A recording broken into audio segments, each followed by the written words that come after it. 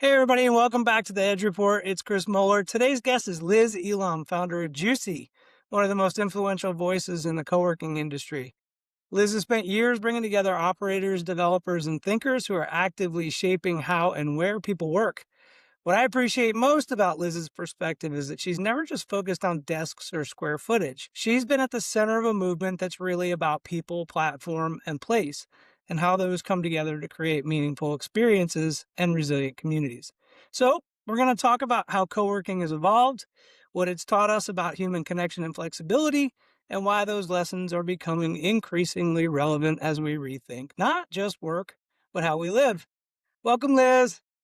Thank you, Chris. It's a pleasure to be here. Good to see you after hanging out last week in New York. Yeah, 50th. Your 50th. Yeah. Not your 50th anniversary, but your 50th conference. Let's talk about it. Yeah, it's nuts. Yeah, we started in 2012 and we've done events. We license outside of the US, so we've licensed across China, Australia, Canada. And then we did a couple we did one in Brazil and we did one in Taiwan. And then, yeah, we've been all over the United States and we do one annually in the UK. Actually, we're doing two annually in the UK now. We're doing Manchester and London. And this year we added on, we're trying Juicy Africa and we're going to be in Cape Town in September. Man. So yeah, we're not stopping. Next thing you know, we'll be on the podcast about the 100th Yeah, event. and it might be next year if you keep Who investing. knows? Yeah. Well, just for the listeners that don't know, Liz gave me an opportunity to come join this community last week in New York City, where I got to share a lot of the conversations that we're having over at Pathway Communities about the future of living. And, it was a really cool opportunity for me to sort of bridge the future of work with the future of living. And I think it kind of landed with a lot of people. I've gotten a lot of good feedback. How about Yeah. you? Yeah, tons of great feedback. You even got a few people crying. They were so moved. And the woman sitting behind me had family in the area that was hit by the storm, and she was really resonating and being like, "Wow, this is exactly like where my family lived, and I know exactly how this felt." And it was really emotional for a lot of people. But I think, what's really great about bringing you to Juicy is I'm sick of us talking to us about us, and I love bringing in people that are innovative thought leaders and adjacent to our industry to get people to think differently and to look at different things in the world and then relate them back to co-working. And that helped me. So there was like sort of reverse psychology. You played a little Jedi mind trick on me because not only did you bring me in for them, but by meeting them, it helped me sort of reflect on the fact that like what I'm doing is similar to what happened with office to co-working in terms Mhm. of category creation. That's kind of what I'm doing to disrupt housing, right? Is create this stable living model. It's not optimized for investment or optimized Mhm. for a roof over your head. It's really optimized for stability. And that's it's kind of what co-working does, right? Agency Yeah. and community and choice, all the words Mhm. that mean so much now that just 2 years ago had a totally different connotation. Yeah, now we need to find the other Chris Mollers of the world that are doing this, and then you can start a conference too. We're just gonna do it together. We'll do them adjacent, right? And Yeah. that's been one of my mottos through this last, this for me started pretty much right before COVID. I started Mhm. realizing that we were losing the energy around the office. I would spend a ton of work on the consulting side, and then our delivery team at Orion Growth would go in and put together the project delivery. We'd cut a ribbon, the client would spend 7, 8, $9 million on their tenant improvement, Mhm. and they'd get 25 or 30% of the occupants to show up on day one. And it Mhm. was like, man, this place is never gonna look better. It's Yep. full of catering.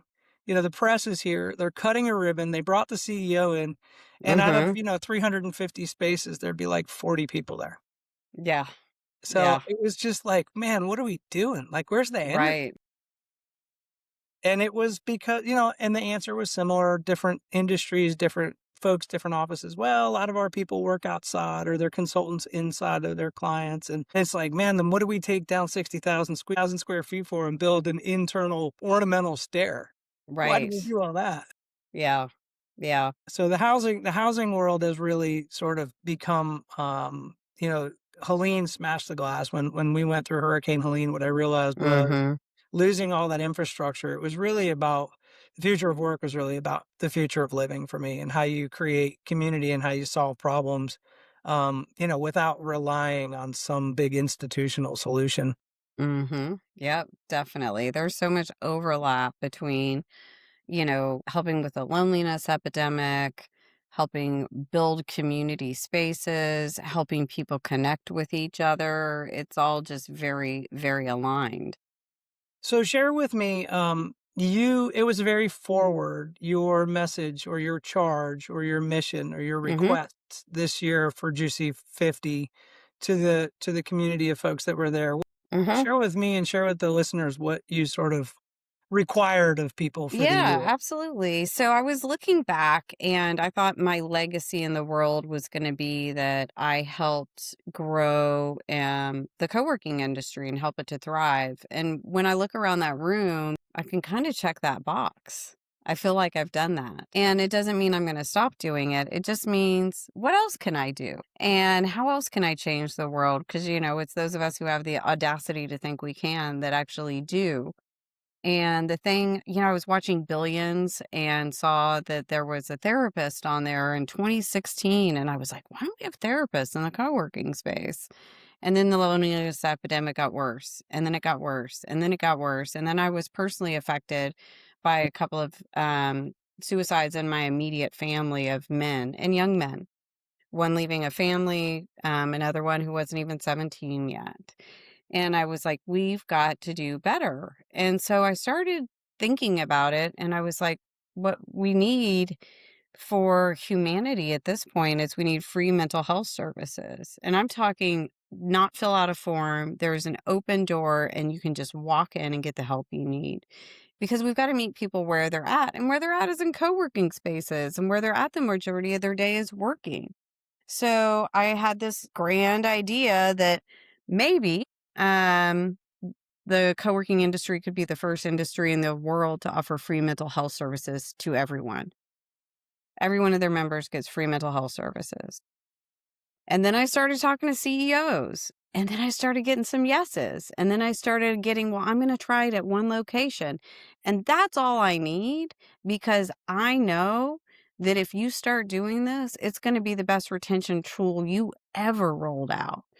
And you just have to do it to see it.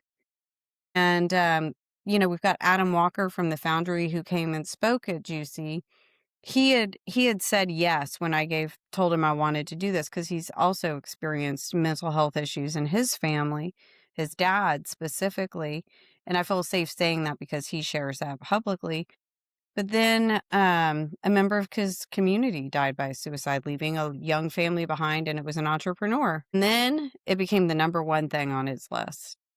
And now he's just a huge advocate for it. Cliff Ho has said he's going to work towards it. Bill Bennett from Expansive has given me one location he's going to try it at. Anytime I get in front of a CEO one-on-one, I've challenged them with, you need to do this.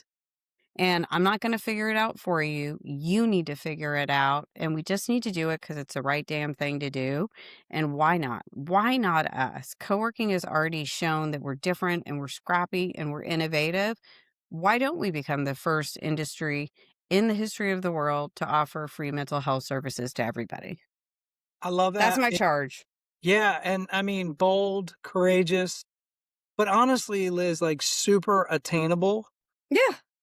And I love how you frame the access, no forms, no bullshit, no insurance, no, like just show up as you are And walk through the door. and walk through the door. That's, access was a big part of the conversation. In addition to agency and choice, I heard the Mm-hmm. word access a lot. There were a couple of panels that talked about the difference between experience and exclusivity. Mm-hmm. And, when you build a deeper moat or dig a deeper moat or build a higher wall, that exclusivity to the club is not necessarily the same thing as access and Mm-hmm. experience. So I love that you framed that even further and said, no, you have to break down all of the stupid obstacles and barriers and have there be a I'm here, show up, walk in. Yeah. And I actually had quite a few people that are in the therapy world who came up to me and said, "I need to talk to you. It's not that easy. Like you can't really do it that way and blah blah blah." And I was like, "That's fine. We're going to do it anyway." Yeah.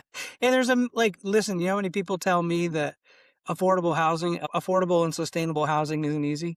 Yeah. And it's like, okay, great. Like, that's not the path I'm going to take. And I leave these Mhm. pencils. I don't know if you can see them, but there's a golf pencil, there's a Mhm. sharp architect's pencil, there's a regular number two, and then there's a construction pencil. Yeah, yeah. And I always, when people say that their project doesn't pencil, Oh. if it's like the cutesy finance guy, I pick up the golf pencil. I'm like, that's because you're here. You know, if it's because it's not drawn well, I pick up the architect's pencil, I'm like, "You're drawing it wrong," you know? If it's just a design builder, I'm like, You're using the wrong pencil." So, I Mhm. think that the reality is, for those of us who are bold enough to expect that we can change the world, you change the system. You don't fight the system that's in Yep. place. You change the system Exactly. to make the old Exactly. system obsolete, and Right. that's what you Yeah. sounds like you're doing. Yeah, this doesn't work. So let's rethink it. And the other thing is, what I can point out to most everybody is if you just took the money you're spending on physical health and spent it on mental health, I'd be satisfied. Because most of those gyms and co-working spaces sit empty. Most of those yoga studios sit empty. They're not working. Now, I'm a huge proponent for physical health. I think it's fantastic and it's great for mental health. But we are in a crisis, and what we need isn't sound baths and yoga. What we need is a human talking to a human about solution. So, I say pickleball courts and golf simulators, but it's the same thing. Yeah. Yeah. So there's So, a guy there that I wanna double click on. He's the guy that I gave the book to. His name is Stephen Coate. He's sought me mm-hmm. out over the last couple weeks. I'm not sure if you had a chance to speak with him, and I think I'm saying Spoke that to him briefly.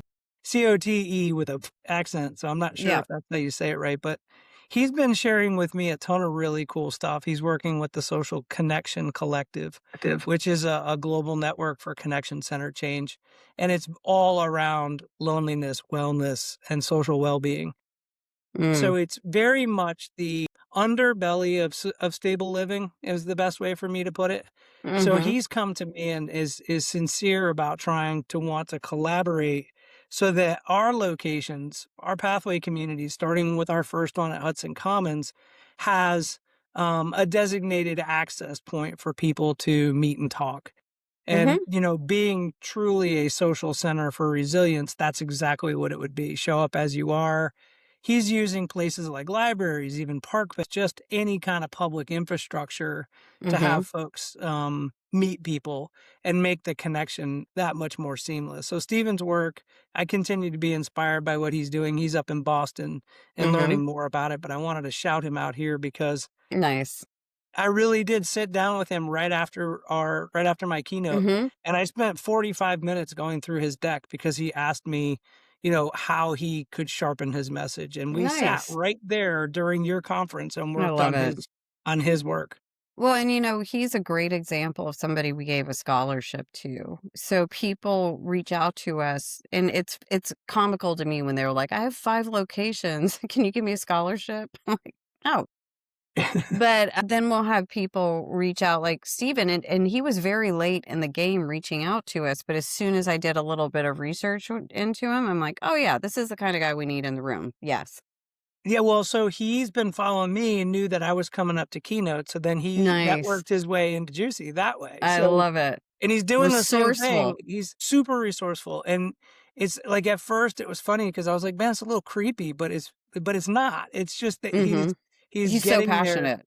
Yeah, he's so passionate about it, he'll find a way, and that's he's Yeah. doing the same thing. We've got a housing innovation summit that's coming to Charlotte in late May, and I Mhm. told him, I'm like, "Look, man, if you find a way to get down here, I can get you in the back door. It's only Yeah, 300 yeah. people, and we're presenting, so, Ye you know, I'll just talk with the director and let him know, like, how important your work is, and you'll be welcome. Just get down yeah. here." So, I think he's coming down for the Housing Innovation Summit I too. love that. I Yeah, he sees the love connection. that is one of my favorite things about Juicy, and oftentimes I won't hear the stories until years later. People will be like, "Oh, I met this guy who ended up, investing in us." Like the one from today was I was talking to Philip Van Hout. Do you know Philip? He That doesn't he ring a bell. he basically is one of the people who wrote the book on, oh my gosh, I'm blanking on the term now. Okay, I'm gonna come back to the term. Okay. Oh, activity-based work. Okay. He's like one of the authors of activity-based work. Okay. He's very into he spoke at GCUC in Denver, which was 2018. I Okay. had breakfast with him this morning in Austin. He lives part-time in Austin and part-time in Belgium. And he's like, "Oh, do you remember the Prilotech people?" And I said, "Yeah, we've been trying to get them back at GCUC ever since they came." He's like, "Well, I'm working with them." And I'm like, "Shut up." So he's working with them, and they have now done a ton of research, and they have 3 scents that are absolutely non-toxic that were developed for workspace. So there's some that give you energy, there's some that give you calm. It was fascinating, but they've been working together since Juicy. I had no idea until today. Yeah. Well, and it really is funny, the 6 degrees of Kevin Bacon that still continues to be out there. I think the more that the network node effect takes place, especially when you get to purpose-driven people that are working outside of the confines of profit and Mhm. shareholder value, they're just so much more curious and they network so much harder. And they Mhm. like, an energy of light bulb goes off, like you and I have done really over the last 6, 8 months, 9 months, Mhm. where you're like, "Oh, I gotta introduce you to Duncan," and Oh like, yeah. "Oh, I gotta introduce you," like, just, Philip back wrote and down forth. your name today. He's going to reach out. Who is? Philip Van Hout, because I told him about you. Awesome. See, like, that's what I mean, like, when you believe in someone's passion and you believe that they really have the propensity and the energy for change, it's Mhm. so easy to be like, "No, Yeah. you're meeting with them." Like, I'm not Yeah. asking you, I'm telling you. Yeah. And that's what changes the world. Necessity is the mother of invention, and boy, do we have some shit to fix. Yeah. Definitely. So, speaking of cool stuff and giving away things in passion, how cool was the Yardi presentation on open sourcing Oh my gosh. co-working data? Yeah, it's so one of the ways I grew my mailing list early on is Steve King would give me the data. And if you signed up for my mailing list, you could then get a report from Steve King. So when Steve King was like, I can't do this anymore, I can't really count this. I was so bummed because my mailing list stopped growing fast. And I have been trying to find somebody to take that place ever since. And, I've looked at what JLL's done, I've looked what other companies have done, and Yardi has really picked up the torch and figured it out. I love their definition of space. Instead of trying to base it on nomenclature, they're basing it on space, which is Mhm. smart. So they're giving us this amazing tool. And what I love is what Sam said over and over is this is just the beginning. This is just the start. It's going to get better. It's going to get deeper. It's going to get global. But this is a start, and you guys can use it and start enjoying it. And it's free for everybody. And I love it. Yeah, it's so amazingly impactful and positively disruptive. Mm And it's something that I never 5 years ago would have ever seen coming out of Yardi, hmm. Mm because hmm. they, in my opinion, in my mind, they had a swim lane. Mm And hmm. now all of a sudden, their advent back into co-working and their investment and their double down on what they're doing with their data and analytics. Well, The future I, is open source. It just is. yeah. I think the other thing is it a not Yardi is clearly a highly intelligent creature, right? That guy is smart. He has built an incredible business. You know what a not Yardi likes to talk about? He likes to talk about co-working. You know what Anant Yardi's still working on? Special projects since he's retired? Co-working. What does that tell you about the future of co-working? He It, also put, several hundred million into WeWork. Do you think he thinks co-working is the future? yeah, Hell yeah, he does. it's become so obvious to me, over the last few years. I've always sort of been a proponent for co-working, but at the same time, I was stuck on traditional office tenant improvement and Mm-hmm. office development. So I always believed that so much solution would come out of even spec space, Mm-hmm. something moving more towards flexibility that was not a 7 or 10 year term with, a massively impactful tenant improvement and a, requirement for an MPLS or a data circuit that you couldn't get out of. It just all felt so sticky. Mm-hmm. You started talking to the early folks that were in the flexible side of work, and it was just like, "Man, this makes so much more sense." Like, I have agency Mhm. over my decisions, I have flexibility over when I wanna come and go, and I can offer this as a quote, unquote, "amenity" or service to my people, like, it's a no-brainer. It's a no-brainer. Yeah. It's a no-brainer, and I think what I love about Juicy is I was a fan of the community aspect of it from the very beginning, and there was a lot of people who really, really care about community, like Angel and Craig and Jerome and all these people that were there in the early days. And I knew if we didn't keep reminding people and get up on stage every year and say, you're collaborators, you're not competitors. Here we share, here we build community, here we care about people. If we didn't continually remind people that's who they are, that eventually it would go away. And, I loved the question that somebody asked at, I think it was Kita, my coach, who said, if if your space closed tomorrow, would people grieve? And I know if Juicy closed tomorrow, people would grieve because we need Juicy. Because Juicy keeps that initial spirit alive. Yeah, it does, and it's amazing, the folks that I didn't even know had been longtime attendees. You said it best because you could see both sides of the coin when you and I Hmm. started talking, but you were like, "No, you're gonna be surrounded by a bunch of people you don't know, but there's gonna be a lot of people there that you do know." Yeah. And And just people you vibe with. oh, I mean, the whole crew of people, like as you kept saying, it's amazing that you're a part of this. I'm like, well, why would I would attend this anyway? Well, and that's where I think it's really exciting for Juicy to get to. In the past, Juicy was so co-working centered that if you weren't in co-working, it wouldn't have really made a ton of sense to attend. I'm kind of wanting Juicy to get to this point where you want to attend Juicy because this is where community and the future of work and all these things are happening and discussed. And you don't even have to be in co-working to get it and experience it and learn from it. Yeah, and there, without naming any names, there were certain big name occupiers that were in the room in the real estate function of those Hmm. big occupiers that I had encouraged because it was in New York and they were in New York to just come. Hmm. And they took their own money and their own time to be Hmm. a part of this, not knowing why they were going to be in the room because it wasn't a Yep. Cornet event, it wasn't an IFMA event, Mhm. it wasn't a finance or legal side of an event. And the feedback was amazing, and it was, this is community behind work. It's not the work, Yeah. it's not the ones and zeros or the spreadsheets. It's Yeah. everything but that, and if these operators get it wrong, their net operating income doesn't act favorably on their revenue models. Mhm. So, they gotta get it right. Yeah. Yeah, or you can't continue to do it. Right, exactly. So one of the things that we talked about at Juicy was you did a really good job bringing in some of the other, innovation happens at the edge. Share Mhm. with the listeners that weren't there, like some of the maybe off brand things that were at the show this year that maybe traditionally wouldn't have been there before. Maybe like Joe's talk on LinkedIn, for example. Oh my gosh, Joe was a perfect example. I met Joe through Lisa Sky, and all you have to do is have one conversation with Joe, and you will never forget him. He is just a New York Jew who is going to sell you LinkedIn. Like With 5 it's kids. Yeah, with 5 kids and divorced and also make a ton of hilarious jokes. Oh, it's Some amazing. of them slightly like as a conference organizer, he makes me a little nervous, but I was laughing so hard. Yeah. So what Joe does is he teaches people how to be better at LinkedIn, but also will he sell you an AI agent to help you manage your LinkedIn? Absolutely, he will. But what he was really doing was talking to people about how to be better at LinkedIn.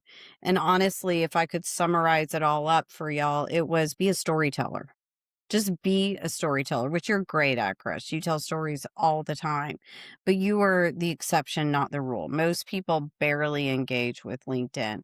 For me, it's a huge part of my business. I'm in LinkedIn multiple times every day because I need to be. So it was a really great, interesting adjacent talk. And that was, I think, a really good one. The other thing we did that we'd never done before is we brought Caleb Parker over from London. We set him up in a podcast room and said, a lot of people here want to talk about real estate.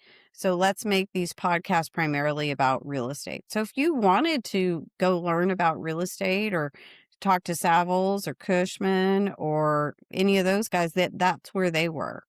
So that was something very different. And we got a lot of really good feedback on it. In fact, one of the feedback was there weren't enough chairs in the room. And I'm like, well, this is bizarre because they're co-working operators. There's a room across the hall full of chairs. Like, why didn't you go get them, people? What the hell? Yeah, it's a Like, there comfort is no, space. yeah, there is no better place to get somebody to build you furniture or move something because we've all done it. Yeah, and the J Center, that was a great spot right there adjacent Yeah. Bryant Park, right in Midtown. They seemed like So they had good. their shit together. How was your walk? Which one? Beautiful. You mean my walk to Bryant Park? It was amazing. Yeah. Yeah. Yeah. I had Yes. probably 20 people. I wasn't very prepared, but thankfully I had read it wrong. Originally, I thought that the walk was then into lunch so that we had like a long break Mm, session. So I was like, man, how am I going to occupy these people's time? And by the time we got right. over there, it was You're only like, like, gotta get back. yeah, it was like, oh shoot, we got to get back because we're gonna have a quick recap before we break for lunch. But yeah, I mean the weather couldn't have been better. It was the Oh, first like sun on the shoulders, elbows, and whatever day. It was 80 some odd degrees and the sun was out and the birds were chirping. The park was there was not one, maybe one, two, three vacant seats. So the energy over there was just amazing. Bryant Park, I think because it's adjacent to the library, just is programmed so well. Mhm. I love all the chairs that they have. I love the merry-go-round. There was a space there to play games. Like they do so much with that park, and I was so excited to be close to it. And yes, Jack and Judah of J Conference and J Suites are an absolute trip. Those are two self-made men. They're very young, very successful, and they're very generous. They were so generous to us.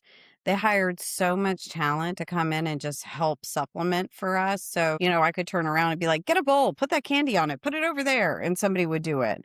You And so they were just so great, and they were so happy to give that space for Juicy and to let the community see what they do because they're great guys.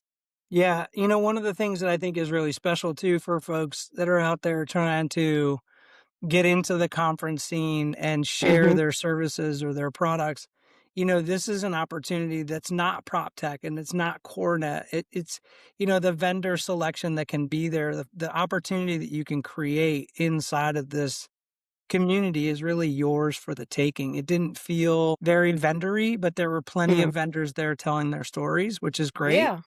And it's not about like, selling carpet or pushing computer screens or, Mhm. whatever. It was really about like services that help support the industry. You had some Yeah. data providers, you had some occupancy providers. Rome was there. I was excited to Mhm. see those folks that, were there. I made another connection to John Maffa. John Maffa's wife was there. I know John. I Mhm. didn't know his Mhm. wife.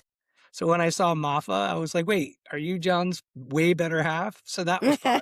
Yeah, we work really hard to get the sponsors. We don't do any advertising. This is years of relationships sometimes. Like Liquid Space has been at the first Juicy and they were at the 50th Juicy. Liquid Space has been a long time friend of ours. Love Mark Gilbreth. But then there's people. I am constantly like the Cumulus coffee. This is a funny one. So they're the cold brew coffee machines. Found them on Instagram last year. I stalked them because I thought they needed to be at Juicy. We went through a ton of work and they passed on Boston. And I was pissed. Not Mm, gonna lie, I was pissed because I'd spent a lot of time on it. And I was like, whatever. But we're not gonna drop them off our list. So we didn't drop them off our list. They called us and said, we're in the same building as J Conference. Can we come down and give out coffee? mm, And I'm like, of course you can. And so then now I met with their CEO after Juicy and we worked out a bigger deal and they will always be back at Juicy. But sometimes that's what it is. Like Vari, when Very I found Very on the back of a Sky Mile magazine in like 2012, spent years chasing them down. Cause I was like, if you're on the back of a magazine, you don't know who your customer is. Let me help you. And now right. co-working is where they make the majority of their money. Yeah, and it's weaving that network, the network node effect and how important it is for, that not only the product to show up, but the story behind the product, and that's really Mhm. what's kinda cool is like, "Okay, how did you get here?" It's like Yeah. everyone wants to know the origin story. Yep. It's not like, "Oh, Microsoft is here." Well, okay, we Yeah. don't know Mhm. that origin story. But I chase after brands. I'm like, Aquafelt hasn't been there in years. We need better sound systems for co-working spaces. I'm constantly trying to find somebody to come to Juicy to do that. Like, I'm constantly chasing companies that I know need to be in the room. Yeah, that I would love to help with that because I have a pretty vast network of people, and similar to the way you did with what you did with Juicy, the Mhm. first guy that comes to my mind, I don't know if you know Lee, but Lee Odes did with physical security. So So his I saw Lee because he commented on something of yours. I looked him up. I reached out to him. He and I had a call, Mhm. and I was like, "I think you can help me with Juicy." Oh yeah. And but then what ended up happening was I'd met another guy who runs like a small supply chain conference. Lee runs the security conference. I run the co-working conference.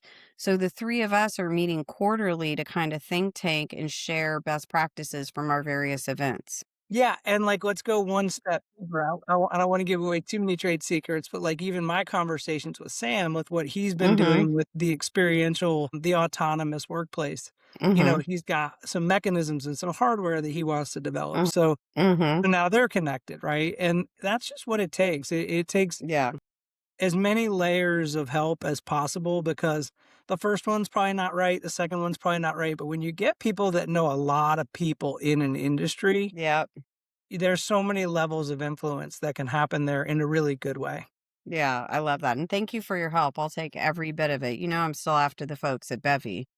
Well, yeah, well, I've got Simon this afternoon, and believe me, Perfect. I will tell him, "Hey, listen, I just finished a podcast and you missed out." Hey, I already told him that during the conference. He was there for work tech, Uh-huh. and I saw him, and I was like, "You missed out on this opportunity." And I Well, said, that's the thing is they said they're going to go focus on corporations. And I'm like, well, the corporations are going into co-working. So actually you need to be focused on co-working.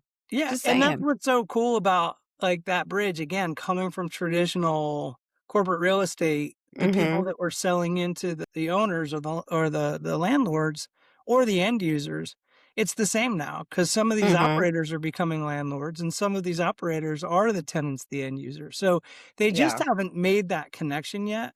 They haven't realized that there's a repositioning.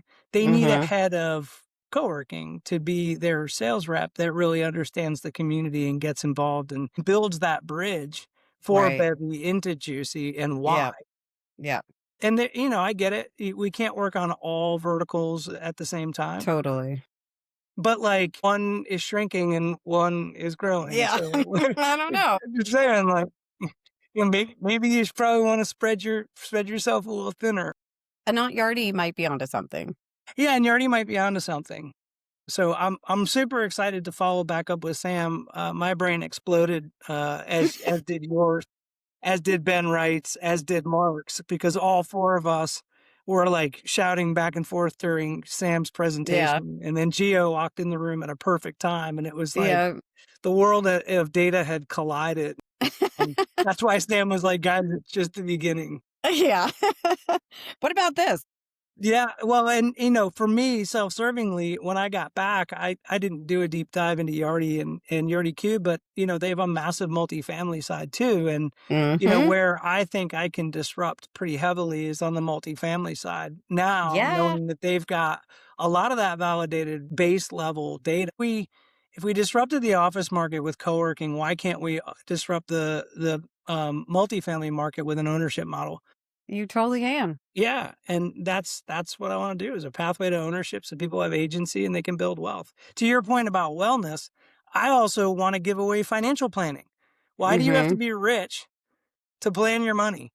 Yeah. You should learn how to like, we're still balancing checkbooks in high school. We don't even have checkbooks Mhm. anymore. So, Right. like, why like, when you have no money is when you need the plan. When you Right. have money, it's not fairly simple. Yeah. I don't wanna oversimplify things, but you get my point, like, why Totally. does it have to be exclusive to have a money Mhm. manager in your life? Right. We all Yeah. need We all that. need it. Like, we all Yep. need money, like, it's good luck trying, I mean, there are communes and stuff, you can go live in the woods, but So, Chris, question for you. What is something that surprised you about Juicy? there were several things that surprised me about Juicy. I would say the people, like, the accessibility, the speed at with which you could connect with somebody. Yeah. Like, there was no, like, bullshit. There was no, like, 2-minute I did not hear one single elevator pitch. I Mhm. didn't hear, like, "This is what we do, this is how we do it, and this is why we do it." Mm-mm. It was just, we live in California, and we've got 4 co-working spaces, and we're just making it work. Like, it's just that, like, Mhm. how natural it was, Yeah. Well, and they're how your not people. pitchy was. Yeah. That's great. I love hearing that. Well, and then your personal side, I mean, it was the 50th for you, so there was the emotions were running high for so many different reasons because they should be. But then bringing your coach to the conversation and Mhm. having him sort of help recap the day, which was really fun. That was really personal. Mhm. That's not hiring an MC, although City did an awesome job.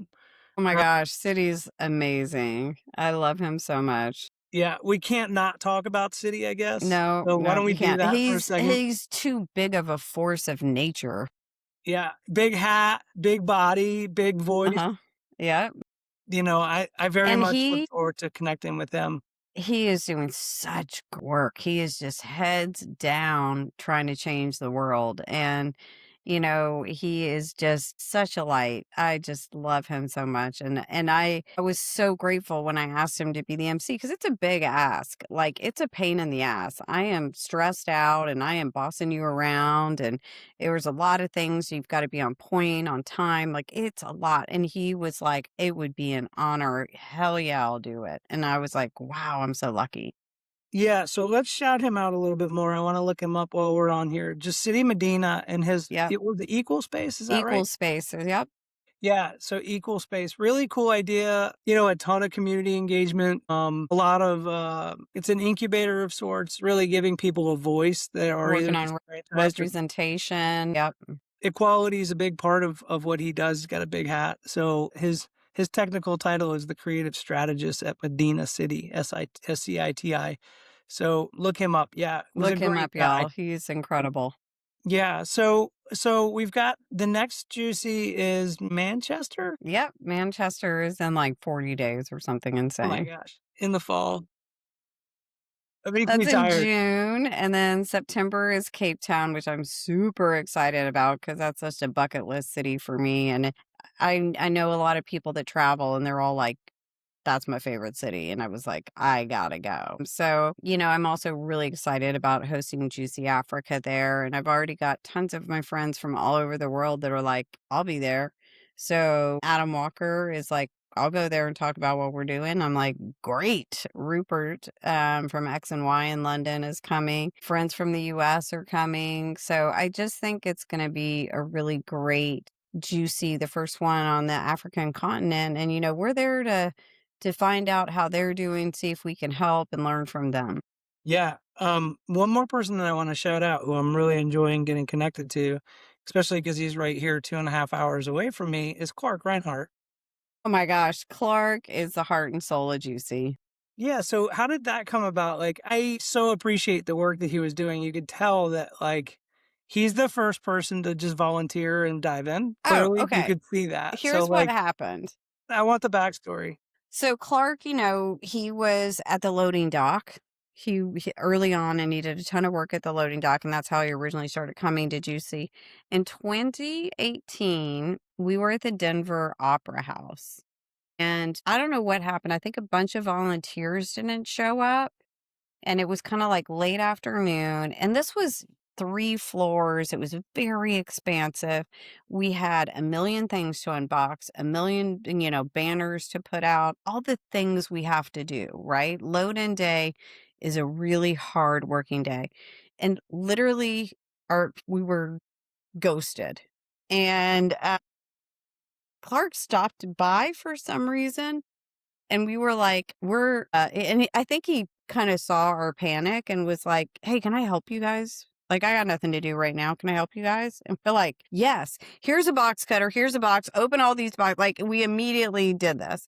And we were very grateful. And then that night we ordered a bunch of pizza for our sponsors and everybody. And we hung out and we joke that we pay Clark and pizza. Ever since that day, Clark shows up for load in and helps. He spends his entire day.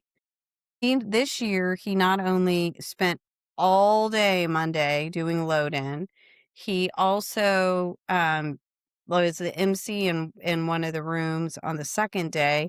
And then when we needed to be gone at the Mullen, he was doing load out with the vendors. Like, we couldn't do it without him. And we don't even pay him. He just shows up and we pay him in pizza. And I feel so lucky and blessed to know him because he just pours into the Juicy community every year. And I don't know how I got so lucky. Well, he's a true civil servant, that's for sure. He's running for an Yeah. at-large seat in Raleigh for city council, and I know that he's Mm-hmm. served the faith-based community in the Raleigh Mm-hmm. area. He's also been a part of economic development for downtown Chapel Hill, I think. Yep. All of those things that I've interfaced with and never had a chance to meet him, and then all of a sudden, we're there together, and it's like, man, we and I was only kidding, partially kidding when I said that between Amanda and Clark and I, we're gonna do a Juicy North Carolina. Like, we're gonna do one. You're if you guys can get it together for 27, potentially, otherwise you're on deck for 28. Okay, yeah, we can do it, and, even all the creative ideas that were coming out of so many different places, whether or not things can get Mm-hmm. done in a amount of time without disruption to the true program, but even Mm-hmm. incorporating some more technology, people like Rome, they've got their Mm-hmm. theater feature, and knowing John and Howard and Mm-hmm. what they're doing with that now that I know your community, it's like, man, it would be really cool if we could simulcast something with Rome, similar to the Yeah. way that Caleb did the podcasting. What if we did a Mm-hmm. Rome theater and we had a Yeah. room full of people and like, we'll go ask them for money for that, like Yeah. Yeah. whatever. So I love it. I love lots new of new ideas. ideas. Lots of new Love ideas. that. Well, this has been amazing. Thank you for the opportunity to come up and tell my story. I appreciate the platform and don't think that was lost on me. The response has been amazing. And, it just gives me more fuel to the fire. I've Mhm. got a lot of events coming up. The Housing Innovation Summit is here in Charlotte in May. And then the Energy Summit is up at App State. And we sort of do this critical review of where we are post-mortem to Hurricane Mhm. Helene with our disaster recovery, and there's a lot of work being done in Raleigh right now with apportioning funds from disaster recovery from FEMA. Mhm. But there's also a ton of awareness that's not happening. I mentioned to you guys that we had $87 billion worth of damage. The governor's office requested 26 billion from the federal government, and they gave us 7. And out of that 7, we really only have 1. Mm. So, we gotta do better in so many different ways. We took an $87 billion hit. We cut that in a third and said, this'll be enough for us to figure it out." And then they cut that by a third again, and we've Mm. still only seen a billion 2 years later. So, I've never been involved in politics, but I'm pissed. Mhm. And, if that's what it takes to light a fire, then that's what it takes to light a fire. There are better systems for this stuff.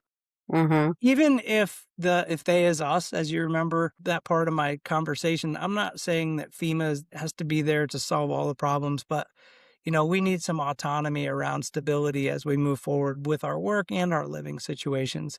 Mhm. So I love the work that you're doing. I'm here for it. How do people find you, Liz? Oh, well, you can find me on LinkedIn. I'm Liz Elam, which is Elam, which is also male spelled backwards, trivia. You can also email me at liz@juicy.co, not com.co, because I'm co. Don't ever put a dash in co-working. We like to be together. But yeah, I'd love to hear from you. And Chris, I just want to also call out that I always notice the speakers that become part of the community. A lot of speakers come in, do their deal, and peace out.